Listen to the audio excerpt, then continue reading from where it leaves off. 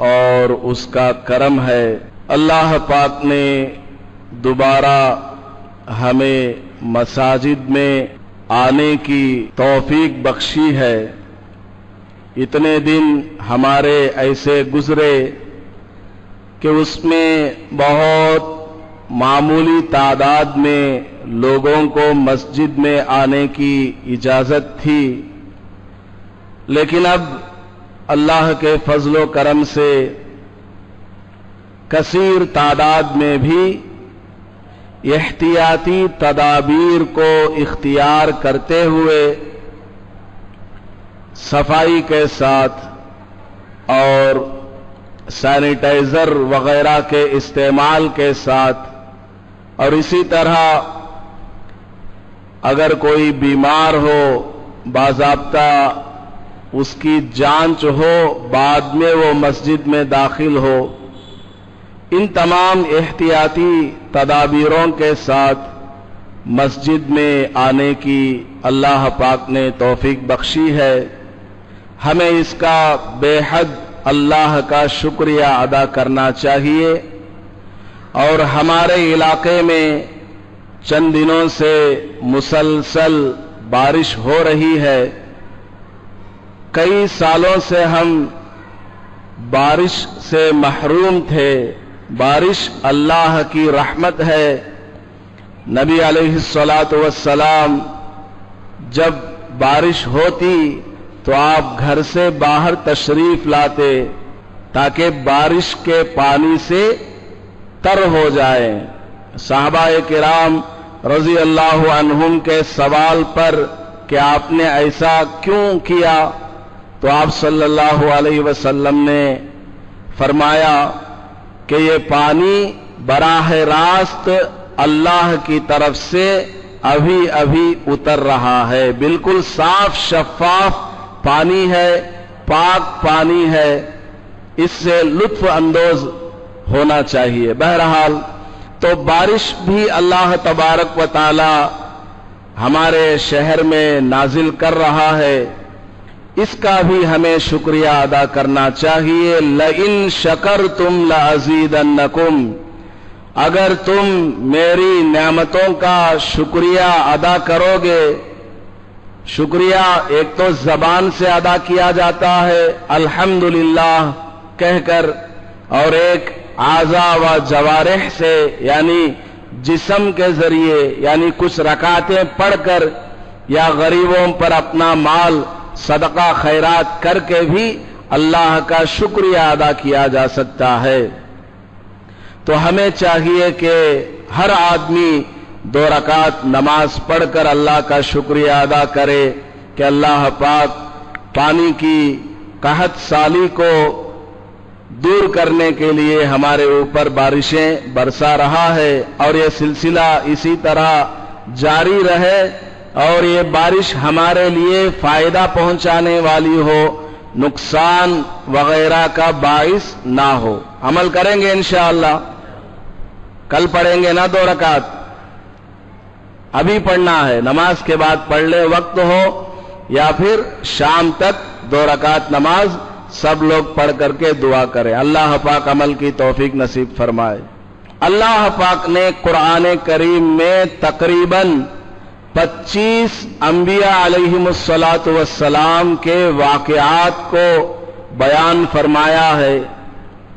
کسی واقعے کو مکمل تفصیل کے ساتھ بیان فرمایا، اور کسی کی زندگی کے اہم پہلوؤں کو جن سے ہمیں بہت زیادہ فائدہ ہوتا ہے، مکمل طور پر اللہ پاک نے قرآن کریم میں بیان فرمایا۔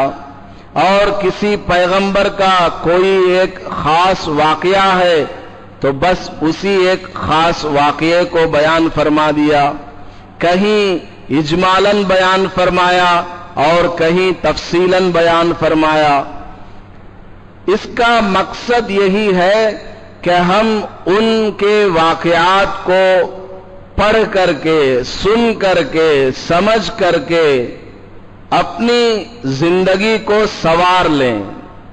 ہماری زندگی کے اندر بھی بندہ ہونے کی حیثیت سے हुजूर सल्लल्लाहु अलैहि वसल्लम का उम्मती होने की हैसियत से हत्तल मकदूर जितना हो सके हम लोग कोशिश करें और मुकम्मल कोशिश करके उस पर अमल करने वाले बन जाएं, इबरत पकड़ें। वाक़यात को सुनने का मकसद सिर्फ लुत्फ अंदोज होना, मजा लेना, सुन करके भूल जाना नहीं है, बल्कि उसमें जो इबरत वाली बात होती है उसकी तरफ मुकम्मल अपनी तवज्जो को मबजूल करना और उस पर अमल करना और सुनी हुई पक्की बात को दूसरों तक पहुंचाना, ये हमारा मकसद है। पहले जमाने की माएं बच्चे जब रात में सोते नहीं थे तो उनको पैगंबरों के वाक़यात सुनाया करते थे। औलिया अल्लाह के वाक़यात किताबों से पढ़कर जो उनको याद होती या किसी से सुनकर उनके जहनों में वो वाक़यात होते तो बच्चों को वो वाक़यात सुनाया करते, औलिया अल्लाह के वाक़यात सुनाया करते, कोई दुआ सिखा दिया करते, कलिमा वगैरह पढ़ाया करते, कुरान शरीफ की कोई सूरत उनके सामने पढ़ा करते थे। आजकल की माएं और बाप ऐसे हैं जिनको नबियों के नाम का भी पता नहीं है। नबियों के वाक़यात तो दरकिनार, नबियों के नाम से भी हमारा मुसलमान आज का बिल्कुल नावाकिफ है। पैगंबरों के नाम कितने हैं? एक आदमी से हमारे तबलीगी जमात के भाइयों ने गश्त के दौरान ऐसे ही बातचीत चल पड़ी तो पूछा कि हमारे पैगंबर अलैहिस्सलातु वस्सलाम का इसमें गिरामी क्या है? तो उस आदमी ने बताया कि शेख अब्दुल कादिर जीलानी। शेख अब्दुल कादिर जीलानी रहमतुल्लाहि अलैह तो बहुत जलीलुल कदर औलिया में से हैं। वो बहुत बड़े अल्लाह के वली हैं, लेकिन वो नबी नहीं है। वली को नबी बना देना या नबी को खुदा बना देना ये बिल्कुल जायज नहीं है। तो लोगों को मालूम ही नहीं है कि हमारे अहम औलिया अल्लाह के नाम क्या हैं, सहाबाए किराम के जो अहम नाम क्या है, और इसी तरीके से पैगंबरों के कम से कम नाम क्या है, कुछ भी मालूम नहीं है।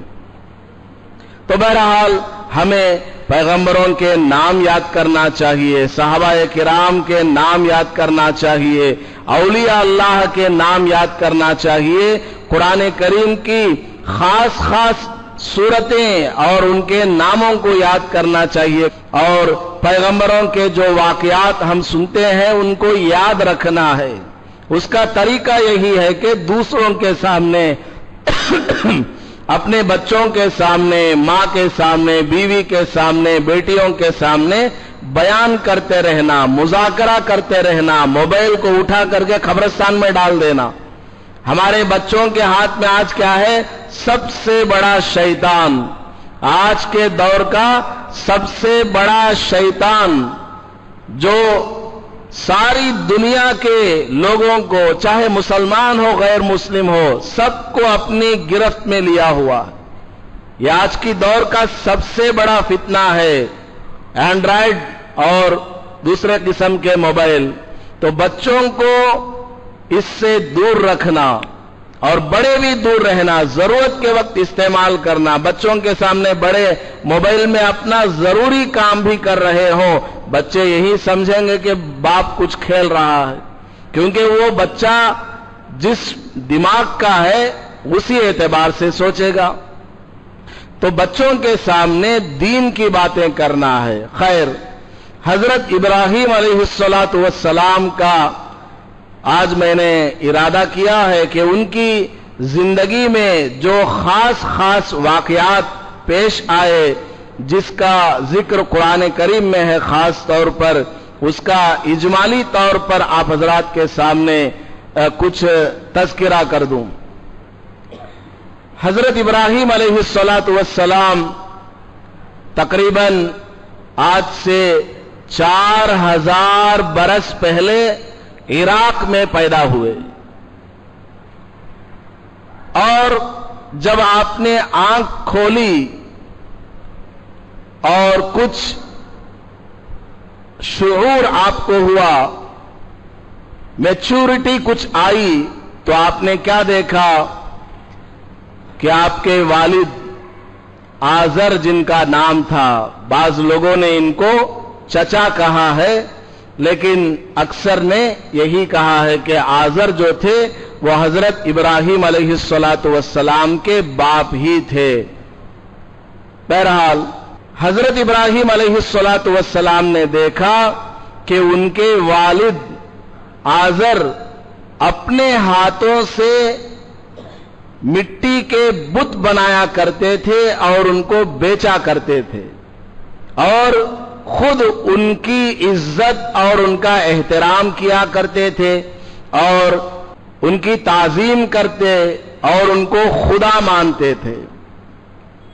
लेकिन हजरत इब्राहिम अलैहिस्सलातु वस्सलाम बचपन से ही कुफ्र से और कुफ्र के आमाल से, शिर्क से और शिर्क के आमाल से बेजारगी का इजहार किया करते थे। बचपन से ही फितरी तौर पर अल्लाह तबारक व तआला ने ये जज्बा उनके अंदर डाल दिया था कि वो एक मुकम्मल तौहीद परस्त थे, शिर्क से कुफ्र से बिल्कुल बेजार रहा करते थे।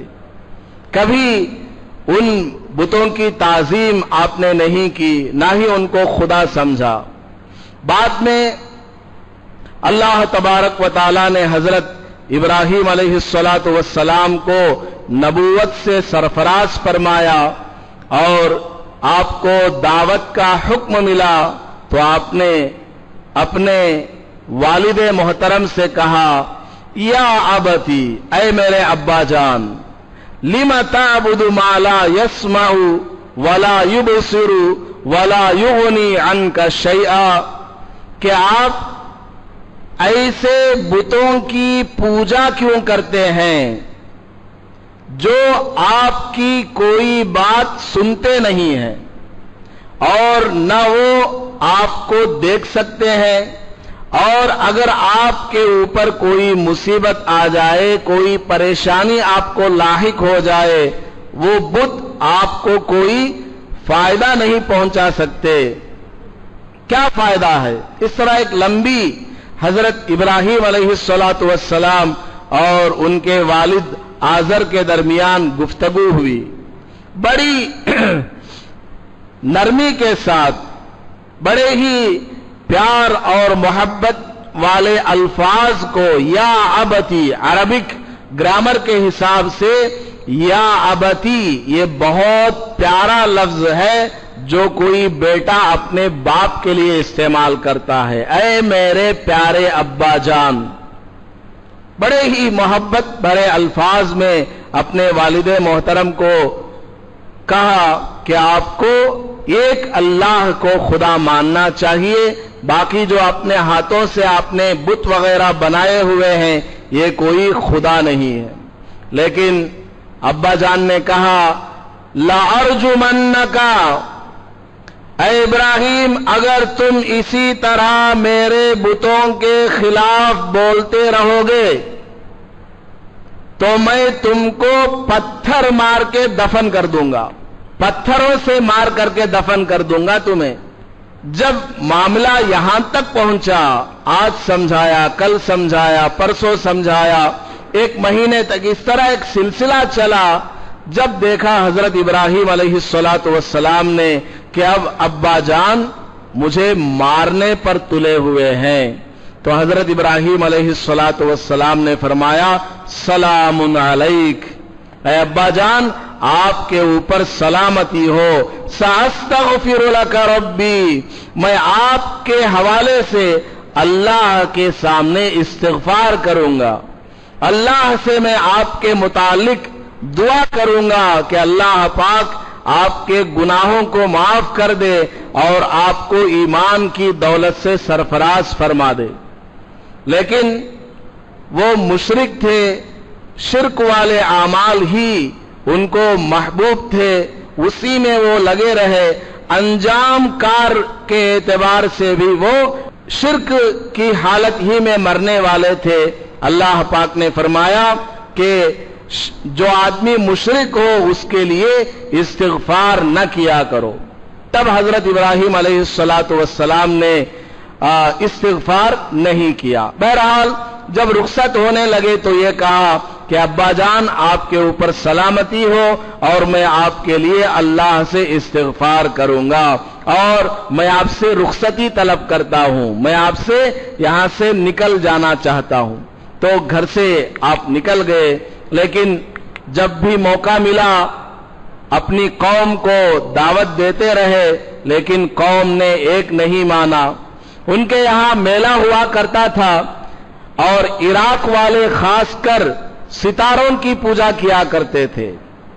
बुतों की पूजा तो है, लेकिन सितारों की भी बहुत ज्यादा पूजा किया करते थे। कोई मेला था, उसमें लोग जा रहे थे। हजरत इब्राहिम अलैहिस्सलातु वस्सलाम से भी कहा गया चलो हमारे साथ। हजरत इब्राहिम अलैहिस्सलाम ने कहा मैं नहीं आता, और वो जोर डालने लगे तो कहने लगे इन्नी सकीम, मैं तो बीमार हूं। हकीकत में जिस्मानी एतबार से आपको कोई बीमारी नहीं थी, लेकिन आपने रूहानी एतबार से अपने आप को बीमार फरमाया। यानी ये जो काम तुम करने जा रहे हो इससे जो है मैं बीमार हूं, बेजार हूं, इनको देखकर मेरी कैफियत बदल जाती है। ये उनका मकसद था। तो सामने वाले ने समझने के एतबार से ये समझा कि हजरत को वाकई कोई जिस्मानी बीमारी है, इसलिए छोड़कर वो चले गए। लेकिन हजरत इब्राहिम अलैहिस्सलातु वस्सलाम को कोई जिस्मानी बीमारी नहीं थी। तो यहां से हमें क्या सबक मिलता है कि अगर कोई गुनाह की दावत दे, अगर आप साफ इनकार कर सकते हो इनकार करें, लेकिन साफ इनकार करना आपके लिए इम्पॉसिबल हो, मुमकिन ना हो, तो कम से कम गोल मोल अंदाज में बात करें ताकि वो आपको छोड़ दें कि पेट में थोड़ा कुछ है। तो कुछ तो है ही, पाखाना है उसमें 1 किलो का। हर इंसान के पेट में, हमारे उस्ताद फरमाते थे बच्चों याद रखो कभी तकब्बुर ना किया करो। क्या तुम तकब्बुर करते हो? तुम्हारे अंदर क्या है? तुम्हारे चेहरे से 1.5 बारिश के नीचे हमेशा 1.5 किलो पाखाना रहता है। क्या तुम तकब्बुर करते हो? क्या तुम्हारे अंदर है?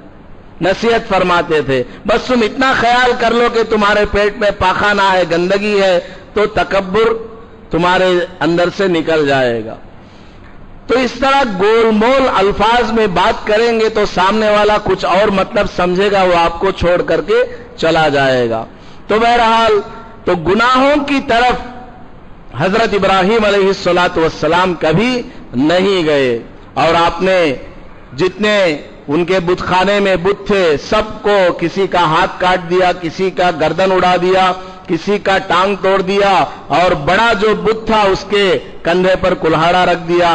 बाद में लोगों ने आकर के देखा तो कहने लगे मन फ़अला हाज़ा बिआलिहतिना, हमारे माबूदों के साथ किसने ये मामला किया?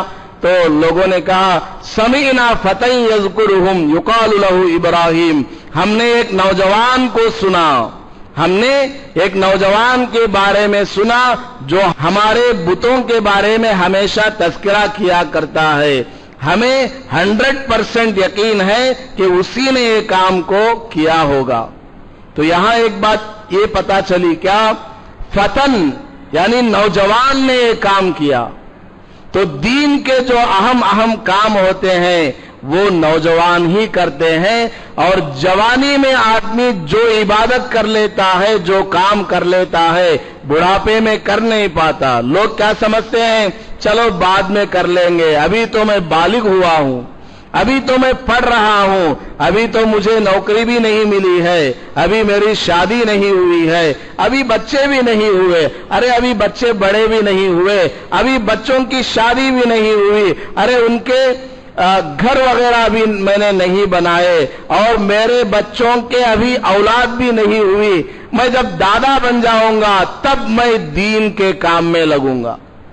लोग اس طرح کے ارادے کرتے رہتے ہیں، ان کے ارادوں کی کوئی انتہا، کوئی اینڈنگ پوائنٹ نہیں ہے، یہ لوگ ارادہ کرتے ہی رہتے ہیں حتیٰ کہ ملک الموت تشریف لا کر السلام علیکم بولنے لگتے ہیں ڈنڈا لے کر کے۔ بہرحال حضرت ابراہیم علیہ السلام کو پکڑ کر کے نمرود کے دربار میں پیش کیا گیا، پھر آگ میں ڈالنے کا حکم ہوا۔ حضرت ابراہیم علیہ السلام آگ میں تشریف لے گئے۔ اللہ پاک نے آگ کو حکم دیا، یا نار کونی بردا وسلاما علی ابراہیم، اے آگ تم میرے خلیل کے لیے، میرے ابراہیم کے لیے ٹھنڈی ہو جا اور سلامتی والی بن جا، کیونکہ زیادہ اگر وہ آگ ٹھنڈی ہو جائے گی تو سردی ہوگی، ٹیمپریچر کا بیلنس ہونا چاہیے۔ اللہ پاک نے ایسا حکم فرمایا، آگ نے حضرت ابراہیم علیہ السلام کو نہیں جلایا۔ تو دیکھیے حضرت ابراہیم علیہ السلام ایک طرف ہیں اور ملک عراق کے تمام لوگ ایک طرف، اور سب آگ میں ڈالنے کے لیے تیار، یا تو ہمارے معبودوں کو خدا تسلیم کر لو یا پھر آگ میں گر جاؤ۔ حضرت ابراہیم علیہ السلام آگ میں کودنے کے لیے، گرنے کے لیے تیار ہو گئے، لیکن توحید کو چھوڑنے کے لیے، اسلام کو چھوڑنے کے لیے تیار نہیں ہوئے۔ تو ہمیں بھی ایسا پکا ایمان والا بننے کی ضرورت ہے۔ بعد میں حضرت ابراہیم علیہ السلام چند دن اسی آگ کے اندر رہے جو کہ ٹھنڈی اور سلامتی والی رہی۔ بعد میں آپ باہر تشریف لائے، پھر آپ نے ملک عراق کو چھوڑ دیا۔ لوگوں نے سب دیکھا کہ حضرت ابراہیم علیہ السلام زندہ اس آگ سے باہر تشریف لائے، اس کے باوجود ایک نے بھی ایمان کو قبول نہیں کیا۔ تو آپ عراق چھوڑ کر کے ملک شام، سیریا جس کو بولتے ہیں، وہاں تشریف لائے۔ پھر وہاں سے آپ نے سفر کیا فلسطین، پیلسٹینیا، وہاں آپ تشریف لے گئے، اور حضرت سارہ رضی اللہ تعالی عنہ آپ کی پہلی زوجہ محترمہ ہوئی۔ پھر آپ نے مصر کا ارادہ کیا، ایجپٹ، مصر آپ تشریف لے گئے اپنی اہلیہ محترمہ کے ساتھ۔ ان کی کوئی اولاد بھی نہیں تھی اس وقت تک۔ مصر کا جو بادشاہ تھا اس نے حضرت ابراہیم علیہ السلام کی اہلیہ کی خدمت کے لیے ہاجرہ رضی اللہ عنہا کو پیش کر دیا کہ آپ ان کو لے جائیں، یہ آپ کی اہلیہ کی خدمت کے لیے ہے۔ چنانچہ حضرت ابراہیم علیہ السلام ان کو ساتھ لے کر پھر فلسطین واپس تشریف لائے۔ حضرت سارہ رضی اللہ تعالی عنہ نے کیا کیا کہ مجھ سے تو کوئی حضرت ابراہیم کو اولاد نہیں ہوئی ہے، یہ جو ہاجرہ ہیں ان سے نکاح کرا دیا جائے۔ دیکھیے کتنی بڑی قربانی۔ انہوں نے کہا کہ حضرت آپ میرے لیے جو خادمہ مصر سے تشریف لائی ہیں ان سے آپ نکاح فرما لیں۔ چنانچہ حضرت ابراہیم علیہ السلام نے حضرت ہاجرہ رضی اللہ عنہا سے نکاح فرمایا، لیکن پھر بھی اولاد نہیں ہوئی۔ بہت بڑھاپے کی عمر میں آپ کو اولاد ہوئی، تقریباً 80 سال کی عمر میں حضرت اسماعیل علیہ السلام پیدا ہوئے۔ بعد میں حضرت سارہ کو بھی اللہ نے اولاد کی نعمت سے نواز دیا، انہوں نے قربانی پیش کی، انہوں نے حضرت ہاجرہ سے اپنے ہی شوہر کا نکاح کرایا، تو اللہ پاک نے کیا کیا؟ انعام دیا۔ ان کے پیٹ سے بھی ایک لڑکا حضرت اسحاق علیہ السلام پیدا ہوئے، ان سے یعقوب علیہ السلام پیدا ہوئے، ان سے یوسف علیہ السلام پیدا ہوئے۔ اس طرح ہزاروں کی تعداد میں بنی اسرائیل میں پیغمبر پیدا ہوئے۔ ایک قربانی کے نتیجے میں اللہ تبارک و تعالی نے یہ اس فضیلت سے نوازا حضرت سارہ رضی اللہ عنہا سے۔ اور حضرت اسماعیل علیہ السلام کی نسل میں کوئی پیغمبر نہیں آئے سوائے میرے اور آپ کے آقا امام الانبیاء محمد مصطفیٰ صلی اللہ علیہ وسلم کے علاوہ۔ وہی ایک پیغمبر پوری نسل میں حضرت اسماعیل علیہ السلام کی نسل میں پیدا ہوئے۔ تو خیر، اس کے بعد اللہ تبارک و تعالی نے حضرت ابراہیم علیہ السلام کو حکم فرمایا کہ آپ اپنے اہلیہ حاجرہ اور حضرت اسماعیل کو خانہ کعبہ کے پاس چھوڑ آئے۔ چنانچہ آپ چھوڑ کر کے آئے۔ جو کچھ کھانے کا راشن تھا وہ ختم ہو گیا چند دنوں میں۔ بعد میں حضرت اسماعیل علیہ السلام پیاس کی شدت سے بلبلانے لگے، جس کو دیکھ کر حضرت حاجرہ رضی اللہ تعالی عنہا صفا مروہ کے درمیان چکر لگانے لگی، کبھی اس پر چڑھتی کبھی اس پر چڑھتی۔ اللہ پاک نے زمین کے اندر سے زمزم کا چشمہ جاری فرما دیا۔ 4000 سال اب تک ہو گئے، برابر اس میں سے پانی نکلا ہوا آ رہا ہے، جو کہ بیکٹیریا سے بالکل پاک ہے، اور نہ جانے کب تک اللہ تبارک و تعالی اس پانی کو جاری کرتا رہے گا۔ ساری دنیا کے لوگ وہاں سے پانی لے کر کے جاتے ہیں۔ پھر اللہ تبارک و تعالی نے حضرت ابراہیم علیہ السلام کے خواب میں، جبکہ آپ فلسطین آ گئے تھے، خواب میں دکھایا کہ آپ اپنے دست مبارک سے اپنے بیٹے کو اللہ کے نام پر قربان کر رہے ہیں۔ بس آپ نے فلسطین سے سفر کیا کہ مجھے یہ کام کرنا ہے، اللہ تبارک و تعالی کا آرڈر ہے۔ نبی کا خواب سچا ہوتا ہے اور وحی کا درجہ ہوتا ہے۔ چنانچہ آپ اپنے بیٹے کے گلے پر چھری پھیرنے کے لیے، اللہ کے نام پر اپنے لخت جگر نور نظر کو قربان کرنے کے لیے فلسطین سے لے کر مکہ مکرمہ تک آپ نے اتنا لمبا سفر طے کیا۔